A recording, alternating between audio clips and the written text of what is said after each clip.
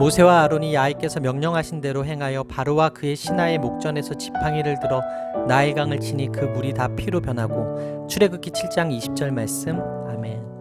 할렐루야. 오늘도 좋은 날입니다. 이용호 목사입니다. 오늘의 원포인트 묵상 본문은 출애굽기 7장 20절 말씀입니다. 지팡이가 뱀이 되는 이적에도 바로가 완악함을 버리지 않자 하나님은 10가지 재앙을 애굽에 내리십니다. 하나님은 바로가 물 있는 곳으로 나올 때 그를 만나라고 모세에게 지시하셨습니다. 나일강은 애굽의 생명의 근원으로 생각되어 신이라고 여겼습니다. 나일강은 7월에서 8월에 범람해서 토양을 침수시키고 풍성한 곡식을 얻을 수 있게 해주었습니다. 그 시기에 바로들은 나일강이 가져다준 복을 기념하기 위해 의식을 행했습니다. 모세는 아마 이러한 특별한 행사 기간 중에 바로를 회방했을 것입니다. 모세와 아론은 바로가 그의 신하들이 보는 앞에서 지팡이를 들어 나일강을 칩니다.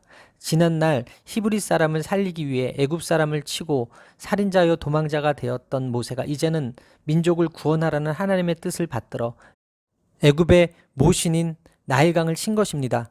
모세와 아론이 하나님의 명령대로 하자 나일 강물이 피로 변합니다.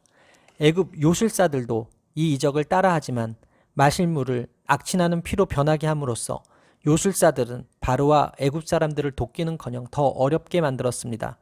그들이 정말 능력이 있었다면 피를 마실 수 있는 물로 돌려 놓았어야 합니다. 나일강이 붉은색으로 변하는 일은 종종 있었습니다. 나일강은 주기적으로 범람했기에 처음에 사람들은 물의 색깔이 바뀌는 것에 크게 관심을 갖지 않았을 수도 있습니다. 하지만 성경은 명확하게 나일강의 물이 피로 변했음을 알려줍니다. 이는 확실한 변화이자 분명한 경고였습니다. 애굽 사람들은 나일강의 물을 마실 수 없게 되자 나일강가를 두루 파서 마실 물을 구해야 했습니다. 애굽의 바로가 이스라엘 백성에게 고통을 주었듯이 애굽 사람들은 물을 마시기 위해 이제까지와는 달리 힘든 노동을 해야 했습니다. 피 재앙은 죽음의 재앙입니다. 물고기의 떼죽음에서 애굽 사람들에게 닥칠 재앙이 떠오릅니다. 이 죽음과 악취의 진원지는 바로의 완악함입니다. 바로는 당시 살아있는 신으로 여겨졌습니다. 그러나 그는 완악했습니다. 성경은 피로 변한 나일강 현상이 7일 이상 계속되었다고 기록하고 있습니다. 생태계 붕괴와 백성의 괴로움에도 불구하고 바로의 마음은 변하지 않았습니다. 완악함이 어떠한지는 내뿜는 악취만으로도 판단할 수 있습니다. 지도자란 백성의 안위를 살피고 그들의 필요를 건강하게 채워주는 사람이어야 합니다. 하지만 바로가 보여준 모습은 지도자라고 하기에는 너무나도 이기적이고 독선적이었습니다. 그는 백성의 불편은 아랑곳하지 않았으며 백성보다 자신의 왕권과 자존심을 더 중요하게 여겼습니다. 이런 반응은 바로의 마음이 완악하여 모세의 말을 듣지 않을 것이라고 예고하신 하나님 말씀이 성취된 결과였습니다. 따라서 오늘의 원포인트 메시지는 완악한 지도자입니다.